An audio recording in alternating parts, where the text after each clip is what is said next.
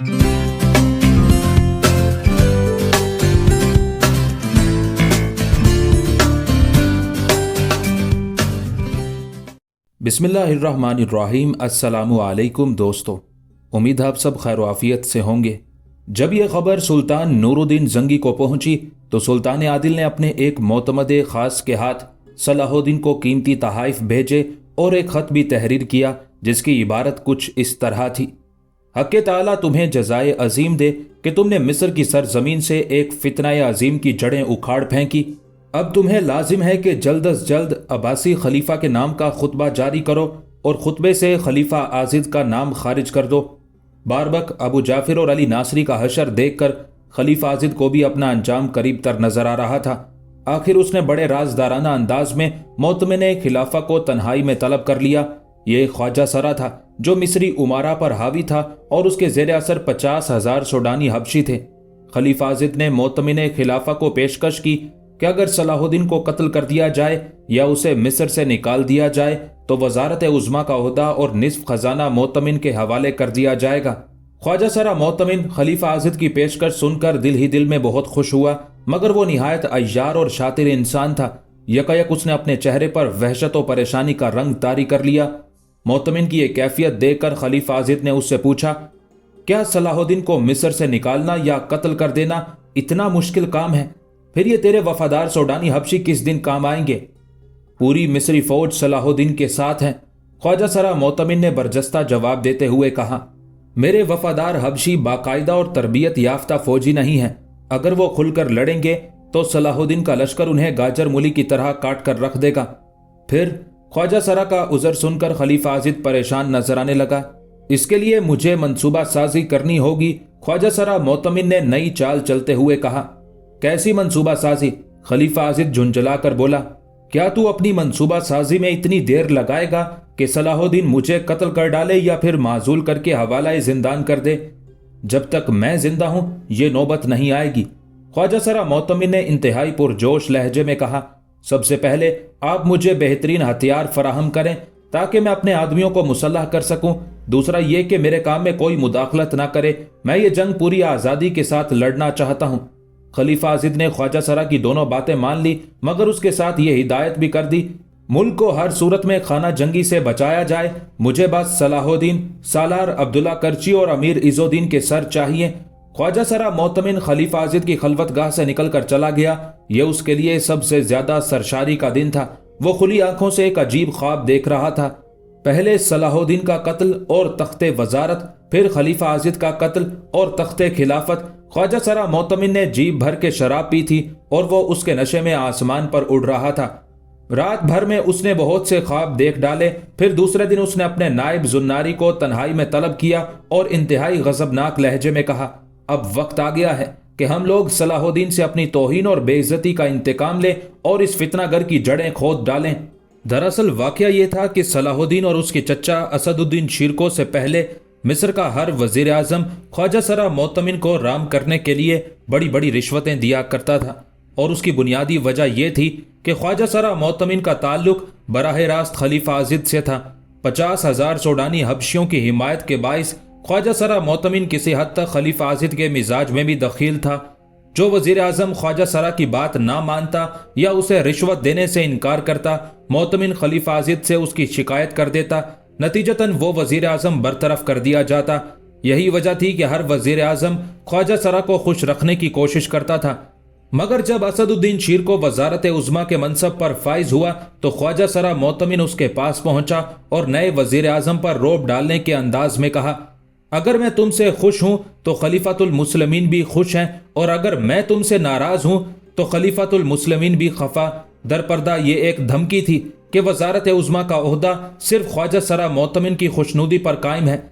असदुद्दीन शीर को एक गैरतमंद और जांबाज सालार था। उसने ख्वाजा सरा मोतमिन की तनबीह को एक दीवाने की बढ़ समझा और उसे इंतहाई बेइज्जत करके अपने कमरे से निकालते हुए कहा, मैं तुझ नामुराद का चेहरा भी देखना नहीं चाहता। आइंदा कसरे वजारत का रुख ना करना, और अगर कभी महल में आमना सामना हो जाए तो फौरन अपना रास्ता बदल देना, वरना तुझ पर कसरे शाही के दरवाजे हमेशा के लिए बंद हो जाएंगे।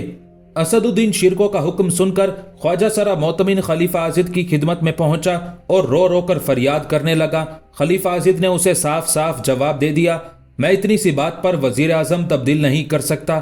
اسدالدین شیرکو نے ایک ہی دن میں خواجہ سرا موتمن کا سارا زور توڑ دیا تھا۔ یہ خواجہ سرا موتمن کی خوش قسمتی تھی کہ اسدالدین شیرکو 2 مہینے بعد ہی وفات پا گیا۔ وزیر اعظم مصر کی موت پر خواجہ سرا موتمن اور اس کے حامی سوڈانی حبشیوں میں ایک عظیم الشان جشن منایا گیا۔ مٹھائیاں تقسیم کی گئیں اور شراب اس طرح استعمال کی گئی جیسے کوئی پیاسا پانی پیتا ہے۔ پھر جب نوجوان صلاح الدین وزارت عظمیٰ کے عہدے پر فائز ہوا تو خواجہ سرا موتمن نے اسے لڑکا سمجھ کر انتہائی تند و تیز لہجے میں وہی دھمکی دی جو چند ماہ پہلے اسدالدین شیرکو کو دی گئی تھی۔ موتمن کا خیال تھا کہ یہ جواں سال وزیر اعظم ایک لمحے میں اس کے روب و جلال کے زیر اثر آ جائے گا، مگر جب صلاح الدین خواجہ سرا موتمن سے مخاطب ہوا تو حیرت کی زیادتی کے سبب اس کی آنکھیں پھٹی کی پھٹی رہ گئیں۔ اگر کوئی مرد ہوتا تو میں اس سے بات کرتا، ایک لعنت زدہ مخنث سے گفتگو کرنا بھی میری توہین ہے۔ صلاح الدین دوسرا وزیر اعظم تھا جس نے خواجہ سرا کے منہ پر اس کی حیثیت بیان کی تھی۔ پھر صلاح الدین نے مزید کارروائی یہ کی کہ دوسرے دن ہی سرکاری حکم جاری کر دیا، آئندہ خواجہ سرا موتمن کسی شاہی تقریب میں شریک نہیں ہوگا۔ پھر یہ خبر پورے مصر میں عام ہو گئی۔ مصر کے شرفاء نے یہ خبر سن کر صلاح الدین کو مبارکباد دی۔ خدا کا شکر ہے کہ اس نے آپ کے ذریعے ہمیں اس لعنت زدہ انسان سے نجات دلائی۔ اسی دن سے خواجہ سرا موتمن کے دل میں صلاح الدین کے خلاف آتش انتقام پوری شدت کے ساتھ بھڑک رہی تھی، اور آج جب خود خلیفہ آزد نے صلاح الدین کے قتل کا حکم جاری کیا تو خواجہ سرا کے دل کی مراد پوری ہو گئی، اور اس نے اپنے نائب زناری سے مشورے شروع کر دیے کہ صلاح الدین کو کس طرح راستے سے ہٹایا جا سکتا ہے۔ زناری ایک دراز قامت اور انتہائی توانا حبشی تھا۔ شاہ سواری، شمشیر زنی اور تیر اندازی میں بھی مہارت رکھتا تھا۔ اس نے خواجہ سرا موتمن کی اس تجویز سے کہ سوڈانی حبشیوں کو باقاعدہ فوجی تربیت دی جائے اختلاف کرتے ہوئے کہا، اس کام میں بہت وقت لگ جائے گا اور کوئی نہیں جانتا کہ کل کیا صورتحال پیش آئے۔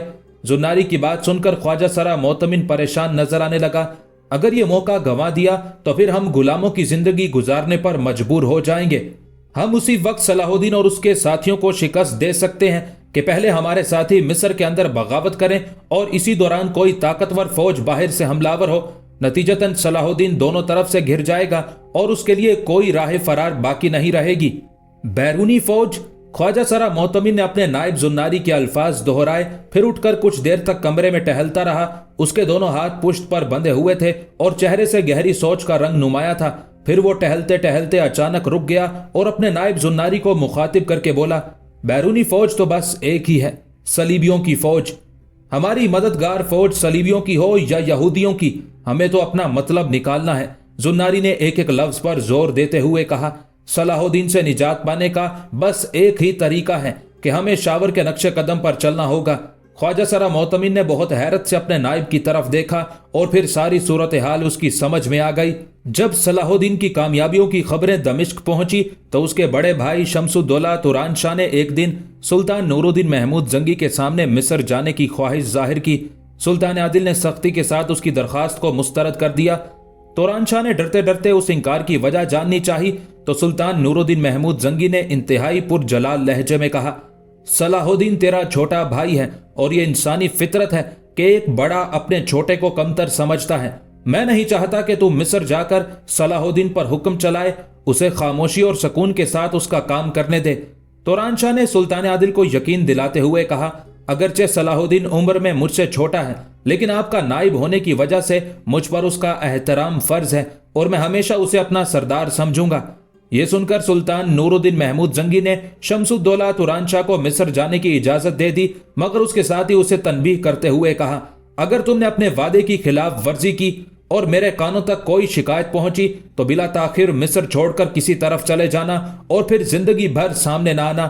توران شاہ کو اس وقت اندازہ ہوا کہ سلطان عادل صلاح الدین سے کتنی محبت کرتے ہیں۔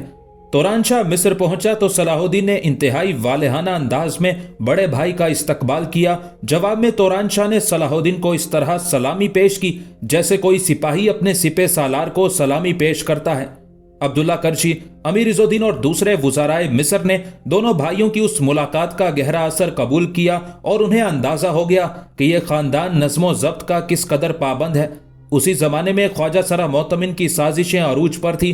उसने बहुत गौर व फिक्र के बाद शाह यरूशलम अमूरी यानी एमालरिक के नाम तफसीली खत तहरीर किया, जिसकी इबारत हस्बे झैल थी। आप पर हजरत यसू मसीह अलैहिस्सलाम की सलामती हो।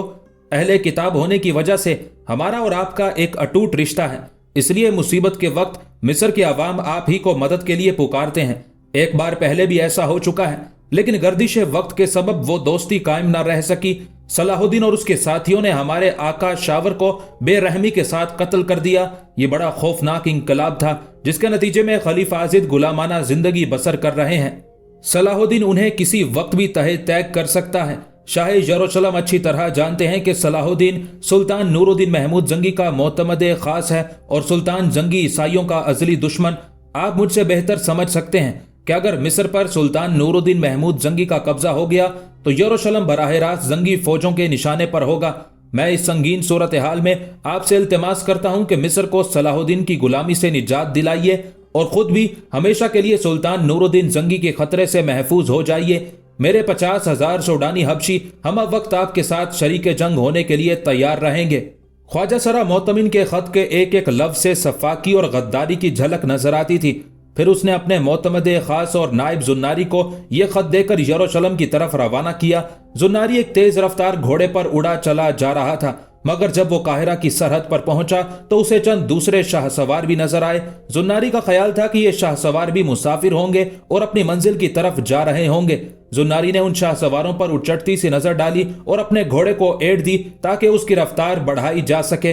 अभी जुन्नारी ने चंद गज का ही फासला तय किया होगा कि उसे अकब में घोड़े की टापों की आवाज सुनाई दी। जुन्नारी ने पलट कर देखा। रुक जाओ! ताकुब में आने वाले शाहसवार ने पूरी ताकत से जुन्नारी को पुकारा। जुन्नारी ने आवाज सुन ली थी, मगर रुकना मुनासिब नहीं समझा, बल्कि घोड़े की रफ्तार और बढ़ा दी, यहां तक कि दोनों शाहसवार में घुड़दौड़ का मुकाबला शुरू हो गया। मगर ताकुब में आने वाला जुन्नारी से बेहतर शाहसवार था। 2.5-3 मील का फासला तय करने के बाद वो आगे निकल गया और उसने जुन्नारी का रास्ता रोक लिया। मेरे आवाज देने पर तूने अपने घोड़े की लगामें क्यों नहीं खींची? अजनबी शाहसवार ने तहक्कुम आमेज लहजे में कहा। जुन्नारी बहुत अय्यार इंसान था। वो चंद लम्हों में सूरत हाल को समझ गया और उसने आजिजाना लहजे में कहा, मेरी माँ यहाँ से 50-60 मील के फासले पर रहती है। अभी अभी मुझे इत्तला मिली है कि उनकी हालत गैर है। मुमकिन है कि मेरे वहां पहुंचते पहुंचते वो दुनिया से रुखसत हो जाएं। जुन्नारी ने बड़ी सफाई से झूठ बोला और अपने चेहरे पर मसनूई गम की कैफियत तारीक करते हुए इंतहाई रिक्कत आमेज लहजे में कहने लगा, मैं माजरत चाहता हूं कि इस वहशत और परेशानी के आलम में तुम्हारी आवाज नहीं सुन सका। काहिरा के सरहदी शाहसवार ने जुन्नारी से हमदर्दी का इजहार करते हुए कहा, अल्लाह तुम्हारी वालदा को सेहत दे, मगर वहां जाने से पहले तुम्हें मुकम्मल जामा तलाशी देनी होगी। यह सुनकर जुन्नारी बदहवास हो गया। उसके वहमो गुमान में भी नहीं था कि सलाहुद्दीन के सरहदी इंतजामात इस कदर मजबूत होंगे। शावर के कत्ल के बाद सलाहुद्दीन ने पाबंदी लगा दी थी कि मिस्र का कोई अमीर या वजीर उसकी इजाजत के बगैर हदूद सल्तनत से बाहर नहीं जा सकता। अगर कोई आम शख्स बाहर जाना चाहे तो सख्ती के साथ उसकी तलाशी ली जाए। जुन्नारी ने सरहदी मुहाफिज की बात सुनकर बड़ी मुश्किल से अपने आसाब पर काबू पाया और गमजदा लहजे में कहा, जिस शख्स की मां बिस्तर मर्ग पर लेटी हो उसके पास अपनी जान के सिवा और क्या हो सकता है। जुन्नारी का ख्याल था कि उसका ये सोगवाराना अंदाज सरहदी मुहाफिज को मुतासिर कर देगा और वह उसे जामा तलाशी के बगैर जाने की इजाजत दे देगा, मगर उसकी ये तदबीर रायगा गई। जामा तलाशी से किसी को मुफिर नहीं, तुम्हें इस मरहले से गुजरना ही पड़ेगा, सरहदी मुहाफिज ने किसी कदर नरम लहजे में कहा। जुन्नारी अपनी जामा तलाशी कैसे देता? उसकी लंबी आबा की जेब में ख्वाजा सरा मोतमिन का वो खत मौजूद था जो शाह यरूशलम अमूरी के नाम लिखा गया था और जिसमें सलीबी फौज को मिस्र पर हमला करने की दावत दी गई थी। जुन्नारी बुरी तरह फंस चुका था। उसने अपनी जिंदगी बचाने के लिए आखिरी तदबीर के तौर पर दोबारा घोड़े को एड़ दी और भागने लगा। सरहदी मुहाफिज भी अपना घोड़ा लेकर उसकी तरफ बढ़ा। जुन्नारी ने बहुत कोशिश की कि वो सरहदी मुहाफिज को पीछे छोड़ दे और किसी न किसी तरह काहिरा के मजाफाती इलाके से निकल जाए, मगर दूसरी बार भी जुन्नारी को उस मुकाबले में शिकस्त हुई और सरहदी मुहाफिज ने कुछ दूर जाकर उसे घेर लिया। मजबूरन जुन्नारी को घोड़े से कूदकर अपनी शमशीर बेनियाम करनी पड़ी। सरहदी मुहाफिज बेहतरीन शमशीर जन भी था। नतीजतन उसने जुन्नारी को जख्मी करके जमीन पर गिरा दिया और फिर उसकी जामा तलाशी ली और ख्वाजा सरा मोतमिन का खत बरामद कर लिया। फिर उसी जख्मी हालत में जुन्नारी को ख्वाजा सरा मोतमिन के खत के साथ सलाहुद्दीन के सामने पेश कर दिया। صلاح الدین نے پورا خط پڑھا اور زناری سے پوچھ گچھ کی۔ اس نے خواجہ سرا کا تمام منصوبہ حرف بہ حرف بیان کر دیا اور اپنا جرم تسلیم کرتے ہوئے جاں بخشی کی درخواست کی۔ صلاح الدین نے اسی وقت زناری کو قید خانے میں ڈال دیا اور نمک حرام خواجہ سرا کی طرف متوجہ ہوا۔ معتمن کے آدمیوں نے اسے پہلے ہی زناری کی گرفتاری کی خبر دے دی تھی۔ اس سے فائدہ اٹھاتے ہوئے خواجہ سرا قصر خلافت کے خفیہ راستوں سے فرار ہو گیا۔ صلاح الدین نے فوراً ہی اپنے جاسوس سپاہیوں کو قاہرہ کے گلی کوچوں میں پھیلا دیا اور سرحدی محافظوں کی تعداد میں 4 گنا اضافہ کر دیا۔ سالار عبداللہ کرشی اور امیر عز الدین نے صلاح الدین کو مشورہ دیتے ہوئے کہا، خواجہ سرا معتمن کے سر کی بڑی قیمت لگا دی جائے، قاہرہ کے باشندے اسے خود تلاش کر کے مار ڈالیں گے۔ اس موقع پر صلاح الدین نے غیر معمولی ذہانت و فراست کا مظاہرہ کرتے ہوئے اپنے مشیروں اور وزیروں سے کہا، اس سنگین واقعے کو اس طرح فراموش کر دیا جائے کہ جیسے یہ کوئی خواب تھا۔ اگر معتمن کی بغاوت کی خبر عام ہوئی تو بڑی پیچیدگیاں پیدا ہو جائیں گی، وہ قاہرہ سے فرار بھی ہو سکتا ہے۔ میں چاہتا ہوں کہ اسے زندہ گرفتار کیا جائے، اس طرح ہم اس راز کی تہہ تک پہنچ سکتے ہیں کہ خواجہ سرا کی پشت پر کس کا ہاتھ ہے۔ آخر 1 ماہ کی انتہائی تلاش کے بعد 25 ذی القعدہ 564 ہجری کو خواجہ سرا معتمن قاہرہ کے ایک گاؤں خرکانیہ سے گرفتار ہوا اور اسے زنجیروں میں جکڑ کر صلاح الدین کے سامنے پیش کر دیا گیا۔ صلاح الدین اسے دیکھ کر بہت زیادہ جذباتی ہو گیا تھا۔ وزیر اعظم مصر نے انتہائی غضبناک لہجے میں کہا، تیرے لیے یہ ایک لعنت کیا کم تھی کہ تو مرد سے مخنث ہو گیا تھا۔ خالق کائنات نہایت رحیم ہے، شاید وہ تیرے اس گناہ کو معاف کر دیتا، مگر تو نے مسلمانوں سے غداری کر کے سارے زمانے کی لعنتیں اپنے گلے میں ڈال لی۔ صلاح الدین نے خواجہ سرا معتمن کو قہر آلود نظروں سے دیکھا۔ خواجہ سرا نے اپنی زندگی بچانے کے لیے صلاح الدین کے آگے زمین پر سر رکھ دیا اور رو رو کر اس کے رحم کو آوازیں دینے لگا۔ وہ بہترین نقال تھا، اس نے رو رو کر کمرے کے فرش کو اپنے آنسوؤں سے بھگو دیا۔ صلاح الدین بہت نرم طبیعت اور شاعرانہ فطرت کا مالک تھا۔ اگر اس موقع پر اس کا جانی دشمن بھی ہوتا تو شاید وہ اسے معاف کر دیتا، لیکن ایک غدار ملت کے لیے اس کے دل میں کوئی نرم گوشہ موجود نہیں تھا۔ بنیادی طور پر وہ خود نہایت رحم دل انسان تھا، مگر اسے ظالموں سے شدید نفرت تھی۔ صلاح الدین اکثر حضرت عمر فاروق رضی اللہ تعالیٰ عنہ کا یہ قول دہرایا کرتا تھا، ظالم کے ساتھ رحم کرنا ایسا ہی ہے جیسے مظلوم پر اور ظلم کیا جائے۔ آخر صلاح الدین نے بھی ایک ظالم کو اس کے انجام تک پہنچا دیا۔ اس نے اپنی شمشیر بے نیام کی اور خواجہ سرا معتمن کا سر قلم کر دیا، پھر اس سر کو سونے کی ایک دلکش خوان میں سجایا۔ اس کے ساتھ ہی وہ خط بھی رکھا جو شاہ یروشلم اموری یعنی امالرک کو لکھا گیا تھا۔ پھر صلاح الدین نے اس خوان پر سرخ کپڑا ڈالا اور اپنے ایک معتمد امیر بہاؤالدین کراکوش کو لے کر خلیفہ آزد کی خدمت میں حاضر ہوا، بڑے ادب کے ساتھ سلام کیا اور کھڑا ہو گیا۔ خلیفہ آزد نے ایک نظر صلاح الدین پر ڈالی اور پھر امیر بہاؤالدین کراکوش کی طرف دیکھا جس کے ہاتھ میں طلائی خوان تھا۔ خلیفہ محترم، صلاح الدین مؤدبانہ لہجے میں والی مصر سے مخاطب ہوا، آپ نے مجھے وزارت عظمیٰ کے عہدے سے سرفراز کیا۔ اصولاً مجھے بھی آپ کی خدمت میں ایسی نظر پیش کرنی چاہیے تھی جو آپ کے شایان شان ہو، مگر میری مجبوری یہ تھی کہ میں اپنا ذاتی خزانہ نہیں رکھتا۔ مصر میں جو کچھ موجود ہے وہ بندگان خدا کی ملکیت ہے۔ خلیفہ آزد اس طرز تخاطب پر بری طرح چونک اٹھا۔ آخر تم کیا کہنا چاہتے ہو؟ آج حق تعالیٰ نے مجھے وہ قیمتی شے عطا کی جسے میں آپ کی خدمت میں پیش کرتے ہوئے فخر محسوس کر رہا ہوں، صلاح الدین نے انتہائی باوقار لہجے میں کہا اور اپنے معتمد خاص امیر بہاؤالدین کراکوش کو اشارہ کیا۔ کراکوش چند قدم آگے بڑھا اور اس نے خوان پر پڑا سرخ کپڑا ہٹا دیا۔ طلائی خوان میں خواجہ سرا معتمن کا کٹا ہوا سر رکھا تھا، اس کے برابر وہ خط بھی موجود تھا جو شاہ یروشلم اموری کے نام لکھا گیا تھا۔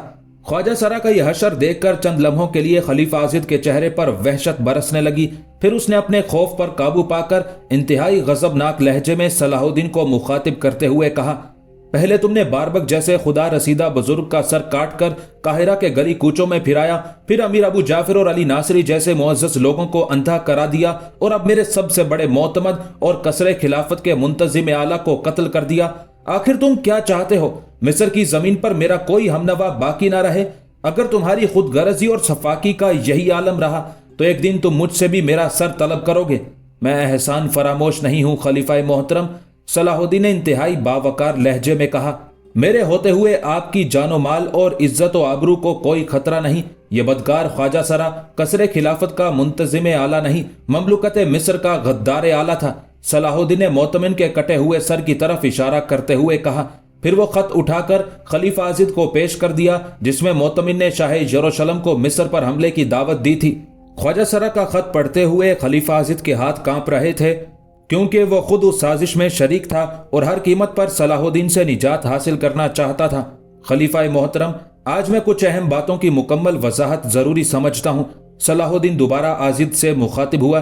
میرے کاندھوں پر دوہری ذمہ داری کا بار گرا ہے، ایک آپ کی اور حرم سرا کی حفاظت، دوسرے دین و ملت کی حفاظت۔ ابھی صلاح الدین کی بات مکمل نہیں ہوئی تھی کہ خلیفہ عازد گرج کر بولا، دین و ملت کی حفاظت سے تمہارا کیا مطلب؟ کیا مجھے اپنے دین اور ملت کی کوئی فکر نہیں؟ اب کھل کر بات کرنے کا وقت آ گیا تھا۔ یکایک صلاح الدین کے لہجے کی عاجزی جاہ و جلال میں تبدیل ہو گئی تھی۔ مجھے یہ کہتے ہوئے بہت دکھ ہو رہا ہے کہ آپ کو، آپ کے بزرگوں کو صرف اپنے تخت و تاج کی فکر تھی۔ اگر دین و ملت کا خیال ہوتا تو دنیا بھر کے گمراہ اور شیطان صفت لوگ آپ کے زیر سایہ مصر میں جمع نہ ہوتے۔ خلیفہ عازد جوش غضب میں اپنی تخت نما کرسی سے اٹھ کر کھڑا ہو گیا۔ تم بے ادبی اور گستاخی کی آخری حد سے بھی گزر چکے ہو، یہ ہے تمہاری احسان شناسی؟ خلیفہ محترم، مجھے اپنی بات مکمل کر لینے دیجئے۔ یکایک صلاح الدین کی آواز بھی بلند ہو گئی تھی۔ باربک جیسا شیطان، ابو جعفر اور علی ناصری جیسے اسلام دشمن، شاور اور معتمن جیسے غدار کس کے پروردہ تھے؟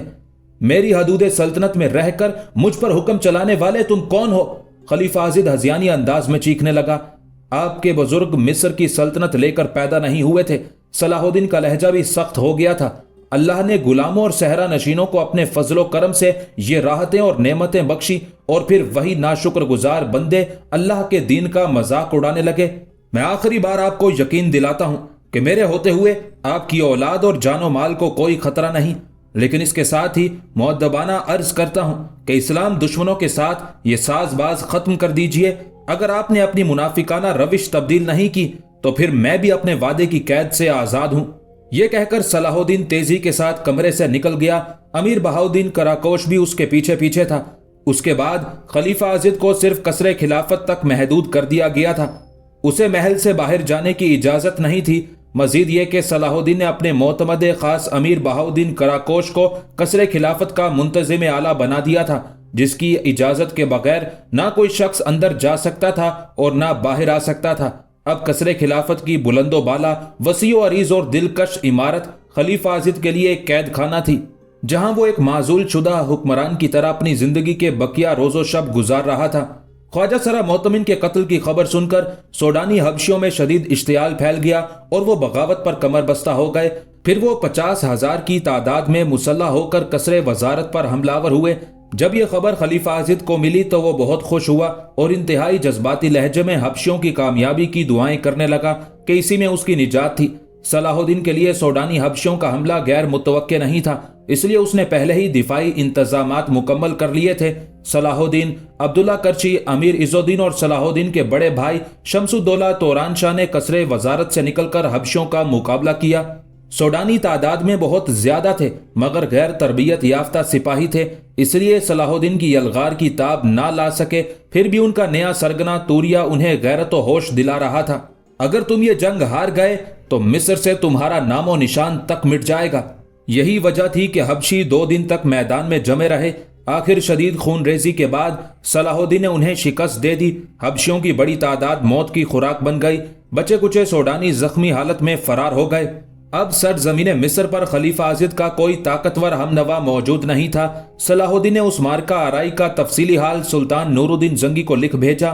سلطان عادل نے بڑی مسرت کے ساتھ وہ خط پڑھا اور فوری طور پر اس ہدایت کے ساتھ نجم الدین ایوب کو مصر روانہ کر دیا۔ اب وقت آ گیا ہے کہ مصر میں خلیفہ عازد کا خطبہ موقوف کر کے عباسی خلیفہ مستعدی کا خطبہ پڑھوا دیا جائے۔ یہ سلطان نور الدین محمود زنگی کی دیرینہ خواہش تھی کہ ان کی زندگی میں خلیفہ بغداد کا خطبہ پڑھا جائے۔ سلطان عادل ملت اسلامی کو متحد دیکھنا چاہتے تھے، اسی لیے والی شام نے صلاح الدین کو سختی کے ساتھ حکم دیا تھا کہ وہ اس کام میں انتہائی عجلت کا مظاہرہ کرے۔ نجم الدین ایوب نے سلطان عادل کا یہ حکم بیٹے تک پہنچا دیا تھا، مگر صلاح الدین فی الوقت اپنا دامن بچانے کی کوشش کر رہا تھا۔ اسے خطرہ تھا کہ اپنے خلیفہ کی معزولی کی خبر سن کر مصری امراء اس کے خلاف نہ ہو جائیں۔ ابھی یہ ذہنی کشمکش جاری تھی کہ صلیبیوں کی طرف سے ایک اور خوفناک طوفان اٹھ کھڑا ہوا۔ فرار ہو جانے والے سوڈانی حبشیوں نے یروشلم پہنچ کر اموری یعنی امالرک کے دربار میں دلدوز فریاد کی تھی۔ کہ صلاح الدین نے سرزمین مصر سے حبشیوں کی نسل کا نام و نشان تک مٹا ڈالا ہے اور خلیفہ عازد کو قید خانے میں ڈال دیا ہے۔ یہ اطلاع شاہ عموری کے لیے بڑی پریشان کن تھی۔ مصر پر صلاح الدین کے قبضے کا ایک ہی مطلب تھا کہ یہ علاقہ بالواسطہ سلطان نور الدین محمود زنگی کے تصرف میں آ گیا ہے۔ مصر کی جغرافیائی حیثیت یہ تھی کہ یہاں سے براہ راست یروشلم پر حملہ کیا جا سکتا تھا، اور سلطان نور الدین محمود زنگی کا ایک ہی مقصد حیات تھا کہ وہ بیت المقدس میں داخل ہوں اور منبر پر کھڑے ہو کر اہل ایمان سے خطاب کریں۔ اگرچہ سلطان عادل کی منزل ابھی دور تھی، مگر ان کی جذباتی کیفیت کا یہ عالم تھا کہ سلطان عادل نے 10 سال پہلے ہی ایک خوبصورت منبر بنوا کر ایک مخصوص کمرے میں رکھ دیا تھا۔ عام طور پر وہ کمرہ بند رہتا تھا۔ کبھی کبھی سلطان نور الدین محمود زنگی اس کمرے کو کھول کر اپنے ہاتھ سے منبر کی صفائی کرتے اور پھر بڑے دردناک لہجے میں دعا کرتے، اے باری تعالیٰ، اپنے کمزور اور گنہگار بندے نور الدین کی یہ آرزو پوری کر کہ وہ فاتحانہ حیثیت سے یروشلم میں داخل ہو اور مسجد اقصی میں نماز ادا کرے، جہاں سے میرے آقا رسالت مآب صلی اللہ علیہ وآلہ وسلم کا سفر معراج شروع ہوا تھا، اور مجھے یہ توفیق بھی عطا فرما کہ مسجد اقصی کے بعد میں مسجد عمر رضی اللہ تعالیٰ عنہ میں نماز ادا کروں۔ واضح رہے کہ خلیفہ ثانی حضرت عمر فاروق رضی اللہ تعالیٰ عنہ نے انسانی خون کا ایک قطرہ بہائے بغیر بیت المقدس فتح کیا تھا۔ بعد میں اہل ایمان نے نشان کے طور پر مسجد عمر کی تعمیر کی تھی۔ شاہ یروشلم نے سیاسی بساط الٹتے دیکھ کر فوری طور پر قسطنطنیہ کے شاہ مینوئل اور سسلی کے عیسائی حکمران کے درباروں میں اپنے برق رفتار قاصد بھیجے۔ دونوں صلیبی بادشاہوں کے نام ایک ہی مضمون کے خط روانہ کیے گئے تھے۔